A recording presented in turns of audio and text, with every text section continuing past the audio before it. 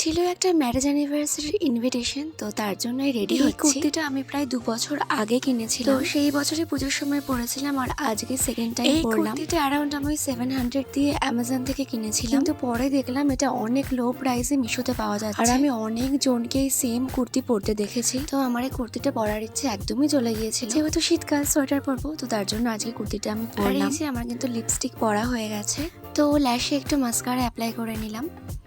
আর এই বুগাটি ইয়াররিংসটা পরার জন্য আমি অনেকক্ষণ ধরে ট্রাই করেছি, আমি ঠিকঠাক মন মতো সেটই করতে পারছিলাম না। এর আগেও আমি 2টো বুগাটি ট্রাই করেছি, বাট এরকম প্রবলেম আমার একটাতেও হয়। অনেকক্ষণ চেষ্টা করার পরও যখন হলো না, তো সেটা আমি ক্যান্সেল করে স্টোনের ইয়াররিংটা পরেছিলাম।